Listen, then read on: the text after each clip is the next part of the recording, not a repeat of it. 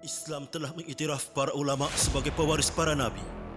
Sebagaimana hadis yang bermaksud, sesungguhnya ulama itu adalah pewaris para nabi.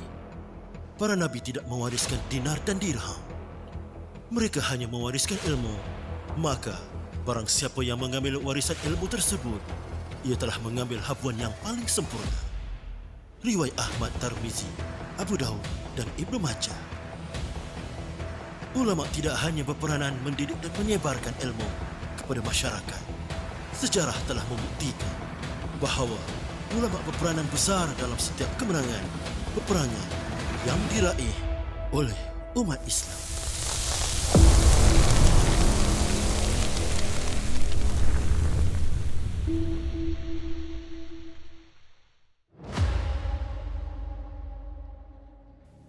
Karamah Tok Wee yang sering disebut-sebut oleh anak-anak murid beliau ialah peristiwa Tok Wee ditangkap komunis.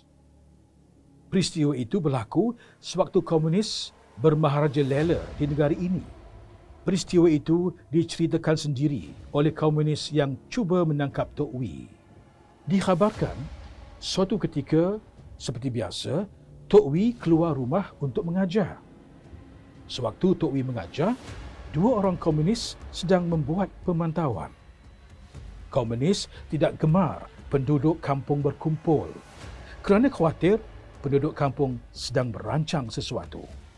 Apabila komunis mendengar suara orang bercakap dari sebuah surau, ia terus naik dan melihat berapa ramai orang yang ada dan siapakah yang bercakap itu.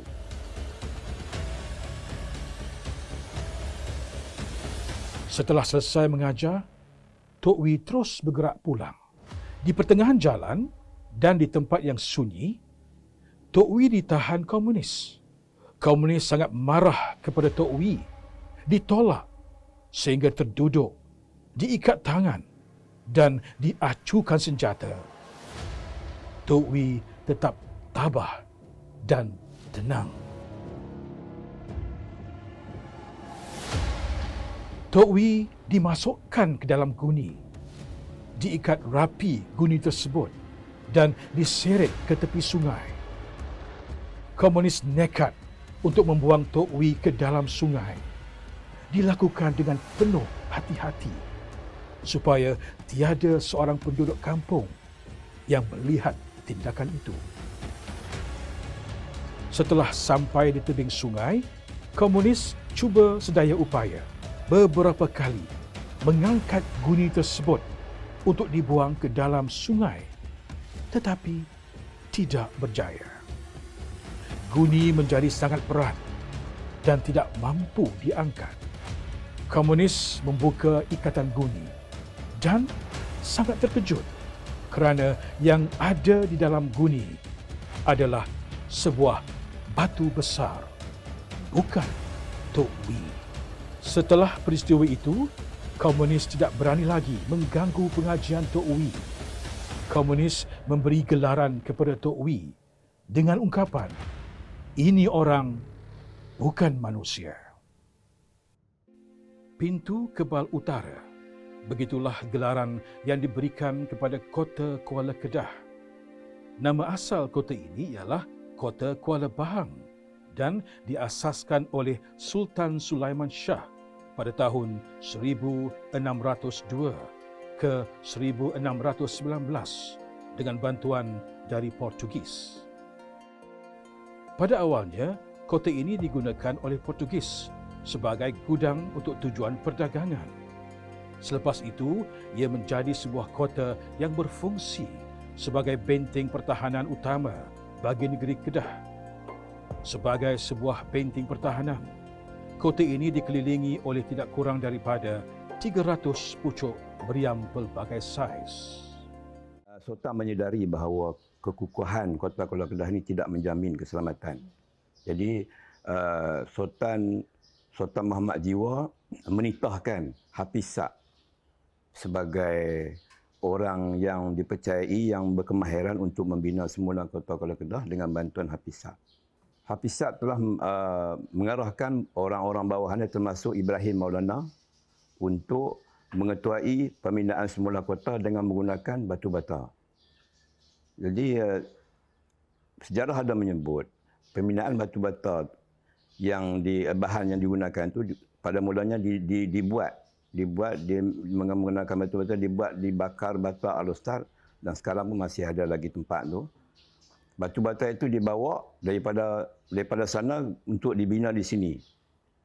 Dan dipercayai material yang digunakan menggunakan batu bata itu bukan kata sahaja batu bata itu saja, tapi digunakan sebagai bahan pelekat yang menggunakan kapur, kulit cengkerang yang ditumbuk, dibakar, digunakan sebagai mortar, bahan pelekat untuk menguatkan lagi batu bata tu. Termasuk dipahamkan juga termasuk putih telur. Jadi kita pun tak pastikan di mana dia dapat putih telur tu dengan jumlah yang begitu banyak. Tetapi sejarah ada mengatakan bahawa campuran putih telur ada digunakan untuk memperkukuhkan lagi binaan batu bata. Tanggal 12 November 1821, petang Ahad, berlaku satu peristiwa yang mengejutkan Sultan dan seluruh rakyat Kedah. Tentera Siam menyerang Kedah secara tiba-tiba dan mula menjajah negeri Kedah. Peristiwa sedih dan bersejarah ini berlaku di kota Kuala Kedah. Pada awalnya, tentera Siam yang berlayar ke Kuala Kedah tidak diketahui tujuan kedatangannya. Mereka disambut dengan meriah oleh Bendahara Datuk Paduka Maharaja Sura. Semasa Panglima Siam iaitu Raja Legor Pia Buri Sakmuton dibawa melawat sekitar kota Kuala Kedah, beliau secara tiba-tiba mengarahkan tenteranya menyerang para pengawal kota. Maka berlakulah pertempuran hebat di dalam kota itu. Akhirnya, tentera Siam berjaya menawan kota tersebut. Angkatan Perang Kedah bersama Sultan terpaksa berundur dan bertahan di Pulau Pin. Jadi serangan Siam masuk. Dia masuk ke sini melalui utara, Aloganu, Alostar dan terus ke Kuala Kedah. Jadi sebelum sampai di Kuala Kedah, risikan tu maknanya orang kampung dah dapat tahu. Jadi maklumat untuk disampaikan kepada satu generasi, satu kampung ke satu kampung, daripada seorang ke seorang. Jadi dengan cara berbisik supaya tak diketahui oleh musuh. Itu dia punya asas mengapa nama perang musuh bisik. Dibagi nama. Selepas kota Kuala Kedah ditawan tentera Siam pada tahun 1821, bermulalah penentangan berterusan Angkatan Perang Kedah terhadap tentera Siam. Pada tahun 1824, Sultan Kedah, Sultan Ahmad Tajuddin Halim Shah II telah mengutuskan sepucuk surat kepada Kerajaan Osmaniyah di Turki meminta bantuan bagi memerangi tentera Siam. Jadi dalam tempoh tu selama 20 tahun, 21 tahun itulah peperangan antara Kedah Siam tu. Dia ada peringkat-peringkat. Peperangan pertama, kedua, ketiga, keempat. Jadi yang akhir sekali peperangan yang keempat. Keempat maknanya dalam zaman Sultan Ahmad Tajuddin. Dikhabarkan bahawa Kerajaan Osmaniyah menghantar keturunan Syekh Ahmad Az-Zabidi Al-Yamani bagi membantu kerajaan Kedah. Syekh Ahmad Az-Zabidi Al-Yamani berasal dari satu daerah yang bernama Zabid di Yaman Utara. Dipercayai bahawa Syekh Ahmad Al-Zabidi bertapak di Legor, satu daerah di selatan Thailand, dan menghantar 2 orang anaknya untuk membantu Kedah. Salah seorang anaknya bernama Abdul Rahman yang bergelar Tok Subuh, yang juga seorang ulama telah berhijrah ke Kedah. Jadi Syekh Ahmad Zabidi Al-Yamani, beliau mengikut catatan dalam sebuah tesis UKM, beliau landing dia tu di satu tempat nama Ligo, dulunya nama Ligo di selatan Thai. Sekarang ni nama tempat tu Nakhon Si Thammarat. Jadi bila berlaku perang Siam Kedah ni, beliau menghantar 2 orang anak dia, iaitu Tok Subuh dan Ismail, untuk membantu Sultan Kedah melawan Siam. Di negeri Perak, keturunan Syekh Ahmad Az-Zabidi menetap di Pantai Remis, Pengkalan Baru dan Taiping. Keturunan Syekh Ahmad Az-Zabidi yang paling menonjol di Perak ialah Syekh Nawawi yang merupakan generasi keempat Syekh Ahmad Az-Zabidi.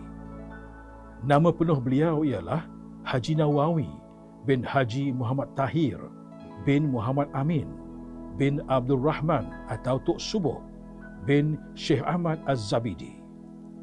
Hubungan keturunan Syekh Ahmad Az-Zabidi dengan kerajaan Uthmaniyah dikatakan sangat rapat. Dikhabarkan bahawa pokok yang ditanam di rumah Syekh Nawawi merupakan hadiah daripada kerajaan Uthmaniyah. Syekh Nawawi dilahirkan di kampung Kuala Kangkung, Kedah pada tahun 1300 Hijrah bersamaan tahun Masihi 1882. Satu perkampungan yang cantik berhampiran dengan laut. Dipercayai bahawa kampung ini telah wujud lebih 100 tahun yang lalu. Ia dibuka oleh pendakwah dan pelayar dari Banjarmasin, Indonesia. Kuala Kangkung suatu ketika dahulu merupakan sebuah pelabuhan kecil yang menerima kemasukan pelayar-pelayar dari Indonesia dan Thailand. Pelabuhan Kuala Kangkung dijadikan tempat berteduh daripada ribut.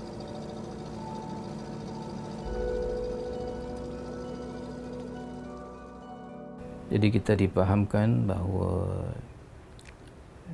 Haji Nawawi Janggut Merah ini dilahirkan di Kuala Kangkung, Kedah pada tahun 1300 Hijrah yang bersamaan di sekitar 1882 Masihi.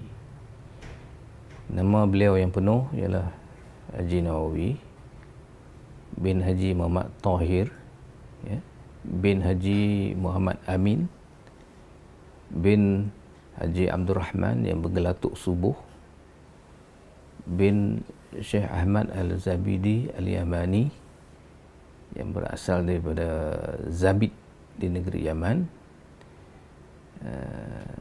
Adalah dipahamkan bahawa Syekh Ahmad Al-Zabidi ini ialah utusan Khalifah Uthmaniyah ke Tanah Melayu untuk membantu Kedah menghadapi serangan-serangan daripada kerajaan Siam yang selalu berlaku. Syekh Nawawi juga dikenali dengan nama Tok Wi, iaitu panggilan nama yang mesra dalam kalangan anak-anak murid beliau dan masyarakat Islam ketika itu. Gelaran Janggut Merah diberi kerana Tok Wi sentiasa menginaikan janggut beliau.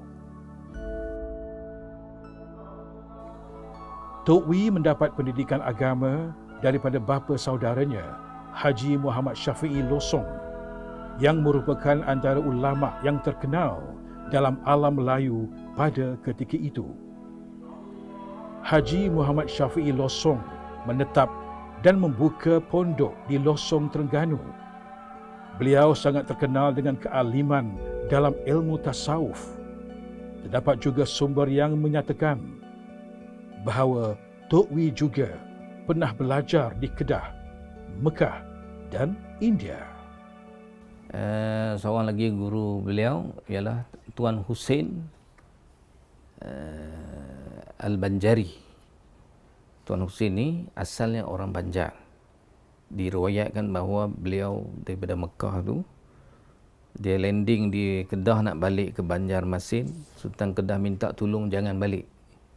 Oleh itu beliau landing di Kedah dan buka pondok di Pokok Senang. Selain mengajar dan mendidik masyarakat, Tok Wi juga seorang nelayan dan turun ke laut menangkap ikan. Tok Wee seorang petani yang mengusahakan beberapa jenis tanaman. Tok Wee juga seorang usahawan ubat-ubatan berasaskan herba. Tok Wee juga dikenali sebagai saudagar minyak wangi. Selain itu, kegemaran Tok Wee ialah menjala ikan. Dikhabarkan bahawa pada basikal Tok Wee sentiasa ada jala untuk digunakan ketika dalam perjalanan dan di tempat beliau mengajar. Perubatan berasaskan herba merupakan perubatan yang popular ketika itu. Tok Wee memiliki kemahiran tradisi keturunan Syekh Ahmad Az-Zabidi, iaitu ilmu perubatan Arab Yunani.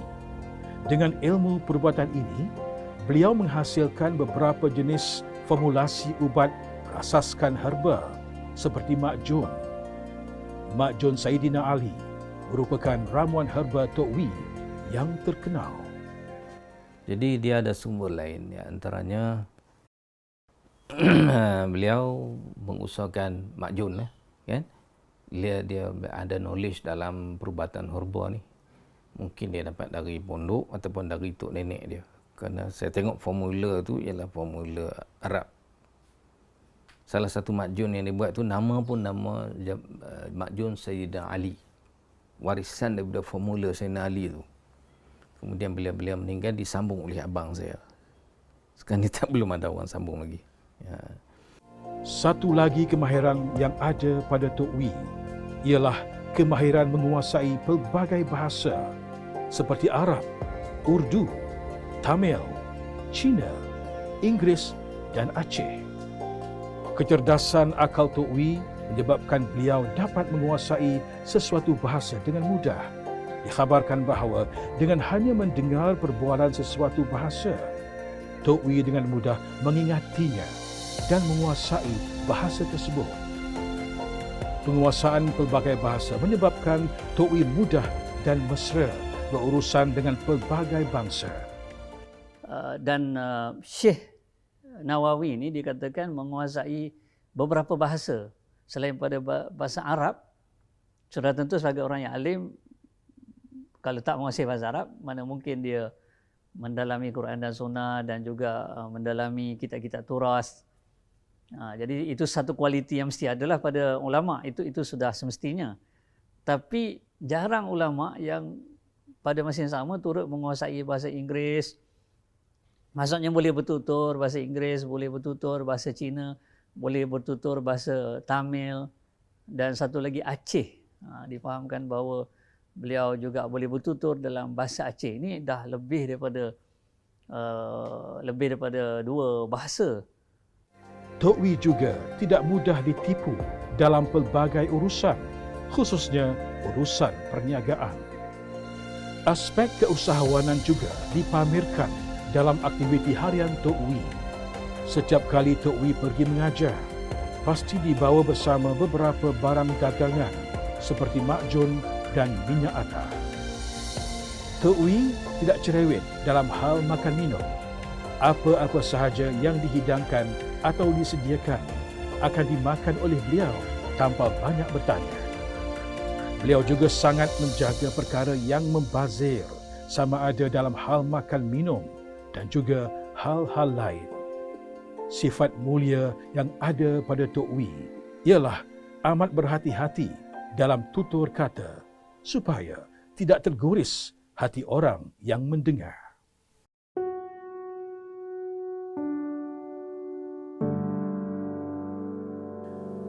Tok Wee merupakan seorang guru yang sangat gigih dan melakukan pelbagai pengorbanan. Pada suatu ketika, kenderaan utama Tok Wee hanyalah sebuah basikal yang digunakan untuk mengajar di beberapa tempat, sama ada dekat ataupun jauh. Ketika menetap di Pantai Remis, Tok Wee berbasikal mengajar ke Lenggong dan kemudian ke Kuala Kangsar dan pulang semula ke Pantai Remis. Jarak keseluruhan perjalanan dianggarkan lebih 200 km. Pada ketika itu, Tok Wee keluar mengajar dan kembali semula ke rumah dalam tempoh sekurang-kurangnya 1 bulan. Tiada kemudahan penginapan disediakan. Tok Wee hanya bermalam di surau atau masjid tempat beliau mengajar. Menurut anak murid beliau, ketika tidur di surau atau masjid untuk mengelakkan nyamuk, Tok Wee akan makan akar seruntun. Dalam hal makan minum, Tok Wee juga tidak mahu menyusahkan anak murid beliau. Tok Wee sangat simple dalam hal makan minum. Jala yang sentiasa dibawa akan digunakan untuk menangkap ikan yang akan dijadikan juadah jamuan makan tengah hari dan malam. Ilmu yang biasa Tok Wee ajar adalah ilmu fardu ain. Menurut Tok Wee, sebelum menuntut ilmu yang lebih tinggi, perlu terlebih dahulu memahami dan menguasai ilmu fardu ain, iaitu ilmu tauhid, fiqh dan tasawuf. Anak murid Tok Wee sangat gigih menuntut ilmu dan sentiasa mencari peluang mendekati Tok Wee untuk mendapat ilmu, nasihat dan tunjuk ajar. Tok Wee juga sangat terkenal dengan ketegasan dalam hal agama, khususnya berkaitan dengan akidah. Beliau pernah menghapuskan amalan semah jin yang menjadi tradisi masyarakat di sebuah kampung. Kepala kerbau digunakan dalam amalan tersebut yang diadakan secara tahunan. Tok Wee selaku ulama yang alim dan mendalami Quran dan Sunnah, sudah tentu beliau berpegang dengan hadis ini dan beliau tidak berasa tidak senang melihat keadaan itu, dan diceritakan beliau datang ke tempat upacara itu yang sering diadakan pada setiap tahun, ya, saban tahun diadakan upacara menyemah itu. Beliau datang ke situ pada masanya di tempatnya, dan dikatakan amalan semah itu menggunakan kepala kerbau. Jadi beliau datang, tunggu di situ, dan akhirnya dikatakan jin berkenaan tiba dan menggegarkan suasana. Dan dikhabarkan juga pada keesokan harinya bomoh yang terlibat dalam upacara semah itu meninggal dunia. Jadi wallahualam, ini barangkali sebahagian pada karamah yang ada pada Tok Wee. Kezuhudan Tok Wee dipamerkan melalui pakaian dan sifat-sifat peribadi. Tok Wee hanya memiliki beberapa kain pelikat yang dipakai setiap hari. Jika koyak, akan dijahit sendiri dan dipakai semula. Untuk memudahkan bangun tengah malam bagi tujuan beribadah, Tok Wee tidur beralaskan buah kelapa lepir dan bujur. Jika kepala terjatuh ketika tidur, maka mudahlah untuk bangun beribadah. Tidak mengharapkan ganjaran atau bayaran. Itulah sifat ikhlas yang ada pada Tok Wee. Pernah diuji tidak diberi bayaran selepas mengajar beberapa kali, tetapi Tok Wee tetap terus mengajar.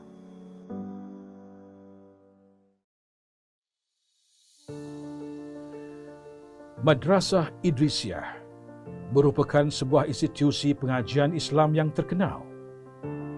Ia ditubuhkan pada tahun 1922 dengan mengambil sempena nama Sultan Perak yang ke-28. Almarhum Sultan Idris pertama, Mursyidul Azam Shah. Madrasah ini dibangunkan hasil sumbangan tenaga dan buah fikiran ulama-ulama. Tok Wee merupakan sosok tubuh utama yang membangunkan Madrasah Idrisiyah.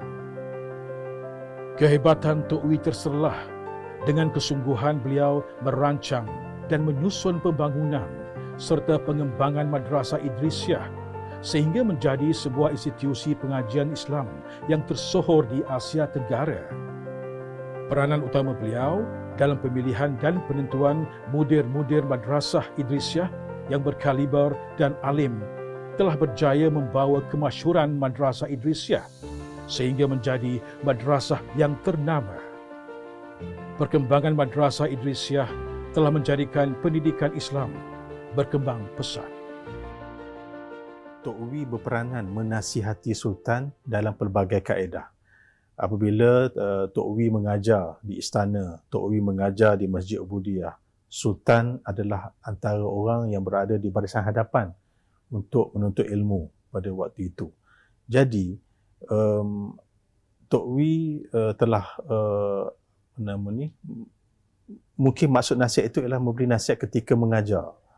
Pengajaran-pengajarannya, ilmu-ilmunya, nasihat-nasihatnya disampaikan dalam sesi pengajaran, dan di situlah Tok Wee telah mampu mengeratkan hubungan dengan Kesultanan Negeri Perak dan mungkin disebut sebagai penasihat. Dan situasi ini telah bermula dari zaman almarhum Sultan Idris Masyuddin Azam Shah, Sultan Perak ke-28, bersambung dengan Sultan Perak ke-29, Sultan Abdul Jalil, Sultan Perak ke-30, Sultan Iskandar, Sultan Abdul Aziz, Sultan Perak ke-31, dan sehinggalah yang terakhir Sultan Yusuf Izzuddin Shah. Tok Wee mempunyai hubungan yang baik dengan istana. Beliau pernah menjadi guru agama kepada 5 Sultan Perak, iaitu Sultan Idris Shah pertama, Sultan Abdul Jalil Shah, Sultan Iskandar Shah, Sultan Abdul Aziz Shah, dan Sultan Yusuf Izzuddin Shah. Sultan Iskandar Shah mempunyai minat yang mendalam terhadap ilmu agama. Dikatakan Sultan Iskandar Shah sering berada di saf hadapan ketika Tok Wee mengajar di Masjid Ubudiyah, Kuala Kangsar. Keilmuan dan kehebatan Tok Wee juga telah mendorong Tengku Ampuan Selangor, Tengku Ampuan Fatimah Sultan Idris Shah I menjadikan Tok Wee sebagai guru agama beliau bersama golongan wanita yang lain. Jasa Tok Wee sangat besar dalam dunia pendidikan Islam, bukan sahaja kepada pendidikan formal di Madrasah Idrisiyah, tetapi juga kepada pendidikan masyarakat Islam secara umum di seluruh Perak dan alam Melayu. Hasil didikan Tok Wee telah berjaya melahirkan ulama-ulama dan tokoh-tokoh yang hebat. Di mana dia bermula? Bagi saya, dia bermula dengan pengajian yang dianjurkan oleh Tok Wee itu sendiri. Bagaimana Tok Wee boleh menasihati Sultan, bagaimana Tok Wee boleh membentuk satu suasana ilmu di kalangan Kesultanan Perak dan di kalangan mereka yang berada di Bukit Candan pada waktu itu.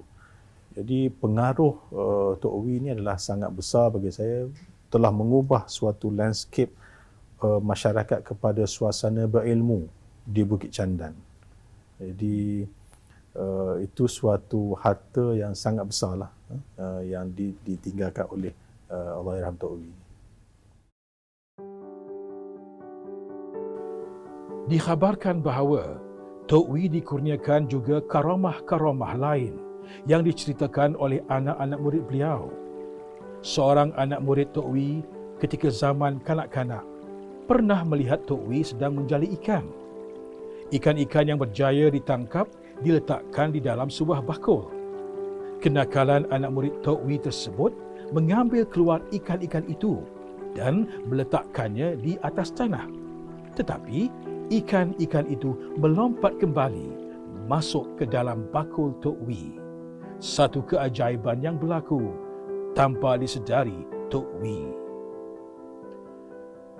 Pada suatu ketika yang lain, sedang Tok Wee mengajar di sebuah surau, tiba-tiba Tok Wee berhenti mengajar dan terus melafazkan kalimah Alhamdulillah dan saling melihat sesama mereka. Seorang ahli jemaah bertanya, kenapa Tok Wee menyebut kalimah Alhamdulillah secara tiba-tiba? Tok Wee tersenyum, lantas berkata, isteri saya telah selamat melahirkan anak. Saya mendapat perkhabaran ini melalui seekor burung yang datang sebentar tadi dan hinggap di jendela surau. Maka ini kita panggil karamah, kerana karamah disifatkan ataupun dipercirikan oleh Al-Jurjani, pakar bahasa Arab. Dia mengatakan bahawa dia adalah perkara yang mencari adat. Maksud yang berlawanan dengan adat yang luar daripada akal fikiran biasa kita. Tapi ia boleh berlaku. Perkara yang mencari adat dan dia berlaku, dan dia adalah tidak berlaku dengan syarat tidak berlaku kepada seorang Nabi. Kerana Nabi ini adalah memang Allah Ta'ala bekalkan apa yang dipanggilkan sebagai dikaitkan dengan mukjizat. Kerana perkara yang mencari adat adalah mukjizat juga. Karamah juga adalah perkara yang mencari adat. Tetapi tahap mencari adat karamah itu tidaklah sampai tahap kepada mukjizat. Anak bongsu Tok Wee, Tuan Haji Zabidi Nawawi, juga berkongsi pengalaman beliau ketika hari kematian Tok Wee. Ramai umat Islam yang hadir seperti lautan manusia menziarahi jenazah Tok Wee. Dikhabarkan pelepah pisang yang dipotong untuk menutup kawah nasi tidak kering selama lebih kurang 40 hari, walaupun pada ketika itu musim kemarau. Begitulah antara karamah yang Allah anugerahkan kepada Tok Wee tanpa diminta dan tanpa diduga. Ia berlaku pada ketika Allah menghendaki ia berlaku, menandakan kekuasaan dan kehendak Allah melakukan apa jua perkara. Karamah beliau hanya kepada insan terpilih sahaja. Maka tidak hairanlah jika golongan awliya yang sentiasa dekat dengan Allah mendapat anugerah karamah. Ini semua adalah karamah-karamah berbagai bentuk. Dan berlaku pada Umar Khattab juga. Seorang yang bernama Sariyah adalah juga jeneral tentera dalam peperangan. Yang ketika itu, jeneral itu adalah berada di Iraq. Dan Umar Khattab ketika memimpin khalifah ketika itu di Madinah. Ketika itu dia sedang berkhutbah. Tiba-tiba keluar daripada mulut dia, "Ya Sariyah terjabal." Wahai Sariyah, Sariyah ni jeneral tentera tu dalam peperangan. Sekarang kamu pergi ke gunung. Jadi seolah-olahnya dia nampak peperangan tu depan mata dia. Ya Sariyah terjabal. Ini berlaku pada Umar Khattab radhiyallahu anhu. Tok Wee menghabiskan seluruh usia beliau berbakti kepada agama dan meninggalkan warisan ilmu, warisan yang sangat berharga kepada umat Islam. Jasa besar Tok Wee adalah dalam bidang pendidikan, membangunkan Madrasah Idrisiyah yang berjaya melahirkan ramai ulama dan cendekiawan Islam di seluruh negara. Pada tanggal 21 Julai 1969, Tok Wee telah menerima panggilan ilahi. Beliau meninggal dunia pada usia 88 tahun dan dikebumikan di tanah perkuburan Islam Kampung Cangkat Ning, Batu Lapan, Bendang Siam, Jalan Terong, Cangkat Jering, Perak. Beliau meninggalkan 24 orang anak dari 3 orang isteri. Hubungan rapat Tok Wee dengan istana menjadi pemangkin kepada perkembangan Islam di alam Melayu, khususnya di negeri Perak. Tok Wee terus dikenang sehingga hari ini sebagai seorang ulama yang berpendirian tegas, berani, menjadi contoh dan inspirasi kepada umat Islam. Sifat alim, wara, tawadu dan zuhud yang dimilikinya menjadikan setiap ilmu dan nasihat beliau mendapat berkat. Begitulah ikhlasnya seorang guru mendidik masyarakat. Allah Subhanahu wa Ta'ala meletakkan ahli agama dan ulama di tempat yang tinggi yang perlu dihormati oleh masyarakat, terutamanya umat Islam. Seperti kata ulama besar Hasan Al-Basri, jika tidak kerana jasa ulama, nescaya tiada bezanya antara manusia dan haiwan ternakan. Sangat besar maksud kata-kata tersebut. Justru itu, hormatilah teguran dan pandangan ulama. Tinggalkan kami, suratan takdir yang Maha Esa telah menetapkan. Sedih rasanya hati ini bila mengenangkan Engkaulah guru sejati. Tulus ikhlasmu, luhur budimu, bagai tiada pengganti. Senyum tawamu, juga katamu, menyuburkan hati. Memori indah saat bersama terus bersemadi. Engkaulah